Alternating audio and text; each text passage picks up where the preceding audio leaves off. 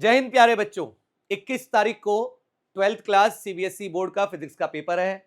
बहुत सारे बच्चे थोड़े से परेशान भी हैं क्योंकि सीबीएसई के पेपर में सबसे ज्यादा रुलाने वाला पेपर फिजिक्स का ही होता है।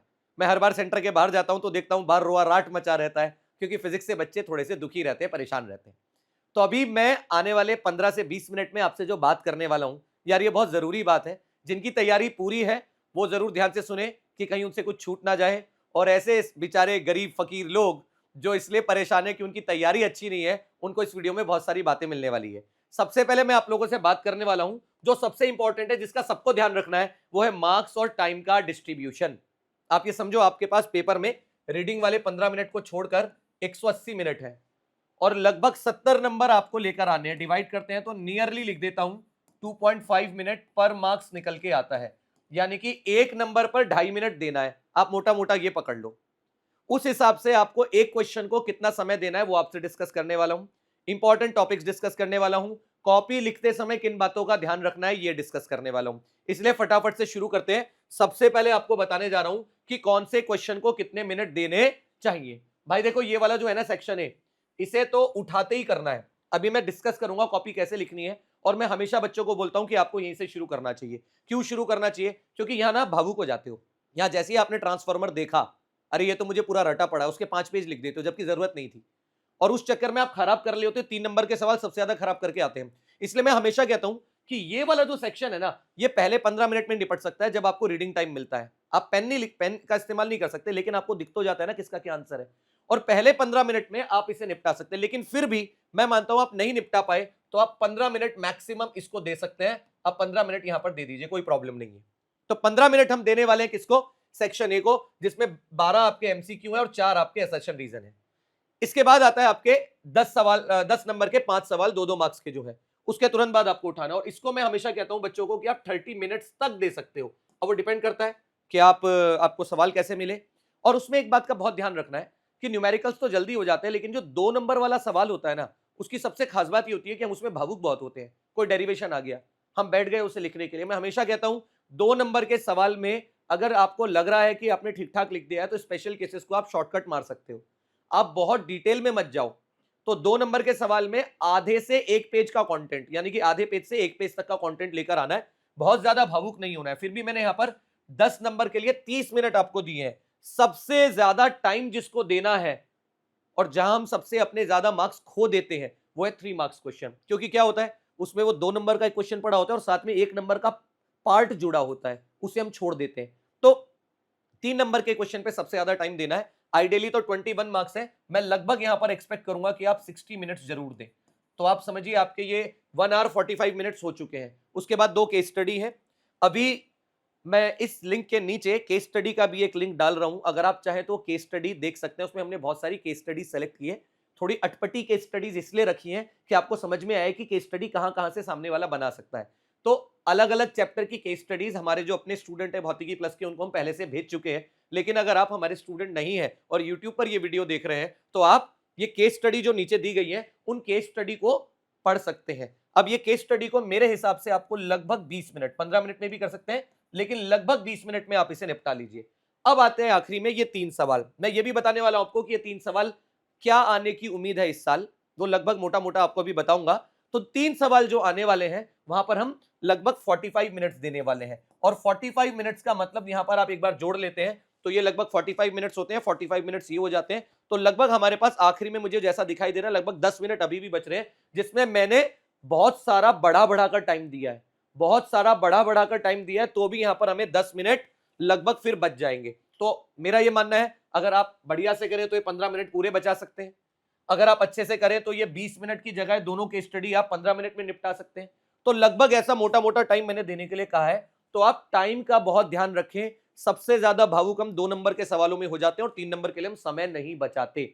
यहां पर आखिरी में यहां जाने के लिए इसलिए कह रहा हूं कि जब हम सेक्शन ई से स्टार्ट करते हैं, तो मैंने देखा है बच्चों को अपनी कॉपी में, जब हम अपने यहां भी कॉपी चेक करते हैं, तो सेक्शन ई का पहला सवाल उठा के 4 पेज भर डालता है और उसके बाद फिर 3 नंबर के क्वेश्चन के लिए समय नहीं बचता।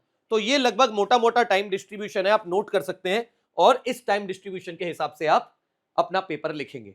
अब आता है इंपॉर्टेंट टॉपिक्स जिसका बहुत सारे बच्चे इंतजार कर रहे हैं कि सर ये बता दो फटाफट।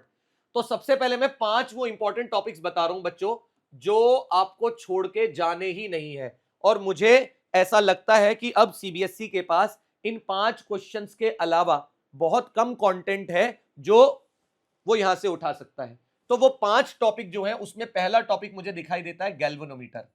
और गैल्वेनोमीटर में ध्यान रखना कि आपको उसकी कंस्ट्रक्शन, वर्किंग प्रिंसिपल के अलावा conversion of galvanometer to ammeter voltmeter जरूर सीखना है। आपको क्लास में जब हमने बताया होगा शंट है बड़ा चंट और आर है बड़ा नकारा टाइप की ट्रिक्स बताई थी, उन ट्रिक्स को याद करके जाना है जिससे कि आप गैल्वेनोमीटर का सवाल कर पाए। क्योंकि अगर गैल्वेनोमीटर 5 नंबर में आता है तो आप समझ लो 3 नंबर के आसपास वेटेज रहेगा गैल्वेनोमीटर का कंस्ट्रक्शन, प्रिंसिपल, वर्किंग, और 2 नंबर में वो कहीं ना कहीं आपसे गैल्वेनोमीटर का एक न्यूमेरिकल करवाएगा जो या तो करंट सेंसिटिविटी, वोल्टेज सेंसिटिविटी का होगा, सुन लीजिए आप ध्यान से, या फिर कन्वर्जन का होगा। तो गैल्वेनोमीटर आपको बहुत अच्छे से करके जाना है। दूसरा है ट्रांसफॉर्मर। भाई छोड़ नहीं सकते, इस ट्रांसफॉर्मर में भी 2 बातों का ध्यान रखना है। एक, ट्रांसफॉर्मर की कंस्ट्रक्शन, प्रिंसिपल, वर्किंग, साथ में इसमें आयरन लॉसेस और कॉपर लॉसेस आपको याद करके जाने, यानी कि लॉसेस इन ट्रांसफॉर्मर पर डायरेक्टली क्वेश्चन आता है। और साथ में एक क्वेश्चन हमने क्लास में भी कराया था और एनसीईआरटी में भी दिया गया है, प्रैक्टिकल प्रॉब्लम ऑफ ट्रांसमिशन, यानी कि एक जगह बिजली बन रही है, उसको दूसरी जगह जब लेके जाते हैं तो ट्रांसमिशन के दौरान लॉसेस को कैसे ट्रांसफॉर्मर बचाता है, उसे जरूर आपको तैयार। तो एक न्यूमेरिकल ट्रांसफॉर्मर का जो ट्रांसफॉर्मर के साथ आने के चांस है 5 नंबर में, वो जरूर तैयार कीजिए और ट्रांसफॉर्मर तैयार करना है। तीसरी चीज जो आपको तैयार करनी है वो है एसी जनरेटर। नहीं छोड़ सकते भाई, बहुत काम का डिस्कशन है। एसी जनरेटर के साथ सबसे अच्छी बात क्या है, जो मुझे लगता है कि एसी जनरेटर बच्चा ईएमआई से पढ़ना शुरू करता है। मतलब ईएमआई में इसका एक न्यूमेरिकल बना हुआ है, तो वो ईएमआई में जो न्यूमेरिकल बना हुआ है जिसमें हम एक कॉइल को घुमाते हैं, उसका फ्लक्स चेंज होता है कैसे, मैग्नेटिक फील्ड का एरिया वेक्टर के साथ एंगल चेंज होता है, तो फ्लक्स चेंज होने से उसके अंदर ईएमएफ प्रोड्यूस होता है। वो जो ईएमएफ प्रोड्यूस होता है वो ऑल्टरनेटिंग ईएमएफ होता है। तो एसी जनरेटर एक ऐसा कहना चाहिए इंस्ट्रूमेंट है, एक ऐसी मशीन है जो एग्जाम में आने के चांसेस बहुत ज्यादा है।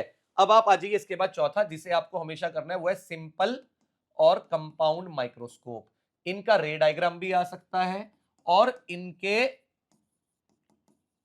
मैग्निफिकेशन के फॉर्मूला भी, मैग्नीफाइंग पावर के फॉर्मूला भी पूछे जाते हैं। वो जो कहना चाहिए डी पर बनाएंगे, यानी कि स्ट्रेन्ड आइस के साथ बनाएंगे और रिलैक्स्ड आइस के साथ बनाएंगे, नॉर्मल एडजस्टमेंट जिसे कहते हैं, तो उसके फॉर्मूले, यानी कि वो जो D by F E 1 plus D by F E करके अपन करते हैं, वीओ अपॉन यू, वो सब फॉर्मूले अपने को यहाँ पर याद होने चाहिए। तो इनका अपने को रे डायग्राम बनाना सीखना है सिंपल और कंपाउंड माइक्रोस्कोप का, और इनके मैग्नीफाइंग पावर के फॉर्मूले याद करने हैं। इनकी रिजॉल्विंग पावर अब सिलेबस में नहीं है, उसे आप ना करें। आखिरी में यहां पर एक टॉपिक और आता है जो है टेलीस्कोप। अब टेलीस्कोप में मेरा कहना है कि आप दोनों तरह के टेलीस्कोप पढ़ के जाइए। एक टेलीस्कोप तो आप पढ़ के जाइए एस्ट्रोनॉमिकल। एस्ट्रोनॉमिकल का आपको क्या बनाना आना चाहिए, मैं हिब्रू में नहीं लिखूंगा, अच्छे से लिख देता हूं साफ साफ, यस। और उसके बाद रिफ्लेक्टिंग टाइप टेलीस्कोप थे 2, अगर आपको याद हो, 2 थे, सिंपल और कैसेग्रेन। तो ये तीनों तरह के टेलीस्कोप के रे डायग्राम आपको आने चाहिए। इसमें आप एस्ट्रोनॉमिकल को अच्छे से प्रैक्टिस कर ले। तो ये वो टॉपिक है, 5 इंपॉर्टेंट टॉपिक जो मैंने आपको बताए, galvanometer, transformer, AC generator, microscope, telescope. इन 5 से सवाल आना ही, इन 5 को छोड़ के नहीं जा सकते। मैं आपको सच बात बताऊं, इतना कॉन्फिडेंट हूं मैं कि इन 5 में से कम 2 और हो सकता है 3 आ जाए, और अगर 5 आ गए तो आप आके मुझे मिठाई खिला देना। खैर, डेरिवेशंस, तो मैं आपको वो 20 डेरिवेशंस बता रहा हूं जो आप तैयार करके जाएंगे तो आपका काम बन जाएगा। सबसे पहले आप 5 डेरिवेशन डाइपोल के तैयार कीजिए। 20 है, आप गिन लीजिए एक बार, मैं यहां पर नोट कर देता हूं। तो डेरिवेशंस में सबसे पहले 5 जो डेरिवेशन है वो डाइपोल के, 5 डेरिवेशंस ऑफ डाइपोल। भाई देखो ऐसा है, डाइपोल के डेरिवेशंस जब मैं बोलता हूं तो ये 5 नहीं होते, 10 हो जाते हैं। एक इलेक्ट्रिक डाइपोल और एक मैग्नेटिक डाइपोल, है ना। तो टोटल कितने हो गए, 10। इलेक्ट्रिक डाइपोल में आपको याद आ रहा है, axial position, equatorial position, general position, torque और पोटेंशियल एनर्जी। ये 5 ऐसे डेरिवेशन है जो आपको याद होने चाहिए, इनके फॉर्मूले याद होने चाहिए। यानी कि एक्सियल पोजीशन पर 2 kpr upon r square minus d square का होल स्क्वायर वाला फॉर्मूला याद होना चाहिए। शॉर्ट डाइपोल के लिए याद होना चाहिए 2 kp अपॉन r क्यूब, सही बात। ऐसे ही आपको माइनस का kp upon r square plus d square की पावर 3/2 वाला फॉर्मूला याद होना चाहिए इक्वेटोरियल के लिए, और माइनस का kp अपॉन r क्यूब याद होना चाहिए, और इसे डेराइव कैसे कर रहे हैं वो आना चाहिए। इसके बाद आपको kp upon r cube under root में 1 + 3 cos स्क्वायर थीटा वाला फॉर्मूला याद होना चाहिए जो जनरल पोजीशन पर आया था, शॉर्ट डाइपोल के लिए आया था। और फिर आपको p क्रॉस e टॉर्क का फॉर्मूला जो हम निकालते हैं वो याद होना चाहिए, और माइनस का P cos theta 2 minus cos theta 1 potential energy change का फॉर्मूला आना चाहिए with special cases with stability analysis 0 degree पर स्टेबल इक्विलिब्रियम 180 डिग्री पर अनस्टेबल इक्विलिब्रियम। ये कहानी इसलिए इंपॉर्टेंट है क्योंकि अगर नासपिटे ने आपसे ये वाले 5 डेरिवेशन यहां से नहीं पूछे तो यही के यही 5 के 5 यहां कॉपी हो जाते हैं। आपको पता है ई की जगह बी आ जाता है, P की जगह M आ जाता है, 1/4 पाई एप्सिलॉन नॉट की जगह म्यू नॉट अपॉन 4 पाई आ जाता है। तो जो P क्रॉस E था वो M क्रॉस B बन जाएगा, जो माइनस का P cos theta 2 minus cos theta 1 था वो माइनस का MB cos theta 2 minus cos theta 1 बन जाएगा। तो कुल मिला के 5 डेरिवेशन यहां, 5 डेरिवेशन यहां, ये 10 डेरिवेशन तो पक्के से करके जाने हैं। इसके बाद मैं उठा रहा हूं 4 डेरिवेशन। ये 4 डेरिवेशन किसके हैं? दो भाया मैं उठा रहा हूं गॉस थ्योरम के। किसके? गॉस थ्योरम के। और गॉस थ्योरम में मैं हमेशा एक बात बोलता हूं, hollow sphere solid sphere, hollow sphere solid sphere, hollow sphere के अंदर 0, होलोस्फेयर के बाहर KQ अपॉन R स्क्वायर। दूर से देखा ऐसा लग रहा था जैसे पॉइंट चार्ज रखा हो। और सॉलिड स्फेयर अंदर KQR अपॉन R क्यूब, जिसे लिखते हैं रो R अपॉन 3 एप्सिलॉन, और बाहर KQ अपॉन R स्क्वायर। तो होलोस्फेयर सॉलिड स्फेयर अंदर बाहर, एक तो ये याद रखना है। एक एम्पियर सर्कुचल लॉ, जो मैं कहता हूं हमेशा 4 डेरिवेशन में, एम्पियर सर्कुचल लॉ। तो एम्पियर सर्कुचल लॉ, तो एम्पियर सर्कुचल लॉ, ये आपका सर कुचल के नहीं जाना चाहिए वरना सर आपको कुचल देंगे। इधर देखिए, गॉस थ्योरम में 2 डेरिवेशन पकड़ लीजिए, होलोस्फेयर के अंदर, होलोस्फेयर के बाहर, सॉलिड स्फीयर के अंदर, सॉलिड स्फीयर के बाहर। और एम्पियर सर्कुचल लॉ में 2 डेरिवेशन पकड़ लीजिए, हॉलो सिलेंडर के अंदर, हॉलो सिलेंडर के बाहर, सॉलिड सिलेंडर के अंदर, सॉलिड सिलेंडर के बाहर। भाई बिल्कुल एक जैसे फॉर्मूले हैं, बिल्कुल कॉपी पेस्ट मारकर ये डेरिवेशन तैयार करके जाने हैं। अब आप बोलोगे सर ये डेरिवेशन हो गए हमारे, 4 डेरिवेशन यहां से उठा दिया आपने, और 10 मान लीजिए इनको 14 हो गए। और कौन से ऐसे डेरिवेशन है जो आप कहेंगे कि करके जाना जरूरी है? अब यहां पर देखिए, मैंने आपको डेरिवेशंस बताए हैं किसके? इलेक्ट्रोस्टैटिक्स के, मैग्नेटिज्म के। ये डेरिवेशंस है जो मोटे मोटे आपको तैयार करने चाहिए। मैं ये नहीं कह रहा हूं कि इसके अलावा कोई और डेरिवेशन नहीं आएगा, लेकिन ये डेरिवेशंस है जो इंपॉर्टेंट है। वो सभी गरीब लुटे पिटे लोग जिन्होंने साल भर पढ़ाई नहीं की है, उनके लिए ये सही है। समझ गए? अब यहां पर हमारे पास डेरिवेशन आते हैं ऑप्टिक्स के। आपको ऑप्टिक्स में जो डेरिवेशन अच्छे से करके जाने हैं वो है, मैं हमेशा कहता हूं, मिरर फॉर्मूला तैयार कर लोगे और उसी के साथ आपका लेंस फॉर्मूला तैयार हो जाएगा। सही बात है? यानी कि मिरर फॉर्मूला का डेरिवेशन, लेंस फॉर्मूला का डेरिवेशन, और उसी के साथ मुझे लगता है यहां पर आपको तैयार करना चाहिए मैग्निफिकेशन का डेरिवेशन। यानी कि मैग्निफिकेशन किसका? मिरर में और लेंस में। तो 4 डेरिवेशन ये हो गए जो आपको आने चाहिए, एक जैसे हैं। और यहां पर 2 बेहद इंपॉर्टेंट है, एक बार को ये नहीं आए चलेगा, लेकिन 2 ऐसे इंपॉर्टेंट डेरिवेशन है जो आप छोड़ ही नहीं सकते। एक है कर्व्ड सरफेस वाला, रिफ्रैक्शन वाला, यानी कि कर्व्ड सरफेस में रिफ्रैक्शन, और दूसरा लेंस मेकर्स फॉर्मूला, यानी कि लेंस मेकर्स फॉर्मूला जो हम डेराइव करते हैं। ये तो भाई इतना इंपॉर्टेंट है, वो मान नहीं रहे, ये तो आ ही रहा है हर बार। तो ये दोनों तो मोस्ट इंपॉर्टेंट है, इनको आप छोड़ के नहीं जा सकते। कर्व्ड सरफेस आपको पता है, μ2 upon v minus μ1 upon u बराबर μ2 माइनस μ1 अपॉन r। और ये वाला आपको पता है 1 upon f is equal to μr minus 1, 1 upon r1 minus 1 upon r2। ये जो दोनों फॉर्मूले हैं, इनके डेरिवेशन बेहद इंपॉर्टेंट है। तो कुल मिला के मेरी नजर में 20 ऐसे डेरिवेशन है, और आपको मैं खुशखबरी दे देता हूं, कल तक आपके लिए एक वीडियो बनाने की कोशिश कर रहा हूं। ये 20 के 20 डेरिवेशन की ट्रिक क्या है याद करने की। पूरा डेरिवेशन नहीं कराऊंगा, पूरा डेरिवेशन याद भी नहीं कर पाओगे। ट्रिक क्या है वो मैं आपको एक वीडियो में बताने वाला हूं। ये 20 के 20 आपके याद हो जाएंगे कि आपको वो कौन सी मेन लाइन याद करके जानी है जिससे पूरा डेरिवेशन आपको याद आ जाए। तो ट्रिक क्या है वो बताने के लिए एक छोटा सा वीडियो बनाने की कोशिश करूंगा जिससे ये 20 के 20 आपको याद हो जाए। तो मैंने आपसे बात की 5 इंपॉर्टेंट टॉपिक्स की, मैंने आपसे बात की डेरिवेशंस की। अब बात करते हैं चैप्टर्स ऑफ 23 मार्क्स। ये 23 सुनते ही बहुत सारे लोग खुश हो रहे हैं, जिनको लग रहा है कि चल यार भाई मास्टर पहले 23 की व्यवस्था करा। तो 23 की व्यवस्था करा रहा हूं, ध्यान से सुन लो, पहले इसकी व्यवस्था कर लो। मतलब ये तो छोड़ के जाए नहीं जा सकता। वेव ऑप्टिक्स लगभग 4 नंबर का आने वाला है, लगभग 12 नंबर का आने वाला है आपका, 12 से 13 नंबर का मॉडर्न फिजिक्स। तो आप पकड़ लो 12, 13 और 4 लगभग 17। और इसके बाद आप पकड़िए सेमीकंडक्टर जो 6 से 7 नंबर का आता है, लगभग 23 नंबर की वेटेज बन जाती है। Wave optics, modern physics, semiconductors, मेहनत कम नंबर ज्यादा। आपको वेव ऑप्टिक्स में केवल वाईडीएससी, डिफ्रैक्शन, पोलराइजेशन, ये तीनों तैयार करने हैं। यहां पर थिन फिल्म इंटरफेरेंस का सवाल आने के चांसेस बहुत कम रहते हैं। डॉपलर का एक फॉर्मूला है वो याद कर सकते हैं क्योंकि एनसीईआरटी में दिया गया था, रेड शिफ्ट और ब्लू शिफ्ट वाला। और उसके बाद आपको ड्यूअल नेचर में जो सबसे ज्यादा इंपॉर्टेंट है वो फोटो इलेक्ट्रिक इफेक्ट में वो आइंस्टाइन की फोटो इलेक्ट्रिक इक्वेशन, हर बार उसी पे सवाल आ जाता है। डी ब्रोगली वाला जो फॉर्मूला है उसी को बदल बदल के पूछ रहे हैं। अल्फा स्कैटरिंग से सवाल पूछ लेते हैं, डिस्टेंस ऑफ क्लोजेस्ट अप्रोच का। और उसके बाद आप एटम्स में अगर आप बात करें तो लाइमन बामर पास्चर जरूर कर ले, रिडबर्ग फॉर्मूला जरूर कर ले, तो यहां से सवाल आ जाता है। इसके बाद न्यूक्लियाई में बात करें तो बाइंडिंग एनर्जी पर न्यूक्लियन पर बात हो जाएगी, बाइंडिंग एनर्जी पर न्यूक्लियन के अलावा वहां पर बात हो जाएगी डेंसिटी ऑफ न्यूक्लियस पर। तो ये वो, और सेमीकंडक्टर में आपको पता है जो पोर्शन आपको पीएन जंक्शन करना है और आपको जेनर करना है, रेक्टिफायर करना है, तो ये वो सारे के सारे टॉपिक है जिससे 23 नंबर का मसाला आने वाला है। तो आप ये मान के चलिए कि ये 23 नंबर तो छोड़ के नहीं, कुछ भी हो जाए, कैसे भी करना पड़े, wave optics, modern physics, semiconductor हम जरूर करके जाएंगे। तो ऐसा कोई बच्चा जिसको लग रहा है यार मैं पास नहीं हो पाऊंगा, मेरी बहुत बुरी स्थिति है, मेरे हिसाब से वो ये जो 20 डेरिवेशन मैंने बताए हैं ये तैयार कर ले, 23 नंबर के ये चैप्टर तैयार कर ले, और ये 5 टॉपिक जो मैंने बताए हैं ये जरूर तैयार कर ले। इसके बाद जिसको और अच्छे नंबर चाहिए वो रिपीटेड न्यूमेरिकल्स पे काम कर ले। अब जैसे मैं रिपीटेड न्यूमेरिकल्स की बात करूं तो आपने इलेक्ट्रोस्टैटिक्स में वो सवाल देखा है क्यूब वाला, जिसमें electric field alpha root x होता है। आप देखना, एनसीईआरटी का सॉल्ड एग्जांपल है, सीबीएसई पीवाईक्यू में बार बार अनेक बार आया है, बल्कि नीट ने भी पूछ रखा है, जेई ने भी पूछ रखा है, बड़ा अच्छा सवाल है। फिर आप ईएमआई में जाएंगे, इलेक्ट्रोमैग्नेटिक इंडक्शन में, वो रेल पर एक रॉड को चलाते हैं और फिर पूछते हैं कितना फोर्स लगेगा, कितनी पावर लगेगी, उसका ग्राफ बनाओ, फ्लक्स क्या होगा, वो हर बार आया हुआ है। फिर आप पोलराइजेशन में जाएंगे तो आप देखेंगे वो जो सवाल है कि भैया इंटेंसिटी आधी हो गई पोलराइजर से आकर, फिर एनालाइजर में मेलस लॉ लगा के cos स्क्वायर थीटा हो गया, भाई इतनी बार आ चुका है वो सवाल, उसे तैयार कर लेना, पूछ लेंगे वो। और फिर प्रिज्म वाला सवाल कि भैया ये टीआईआर करके लाइट बाहर आएगी कि नहीं आएगी, उसमें वो 1.41 वाली वैल्यू से खेल लेता है, 1/√2 वाली वैल्यू से खेल लेता है, 3 कलर की लाइट भेज देता है, ग्रीन भेज देता है, येलो भेज देता है, रेड भेज देता है। सीबीएसई पीवाईक्यू उठाइए, वो सवाल जरूर तैयार कर लीजिए, अक्सर आ जाता है।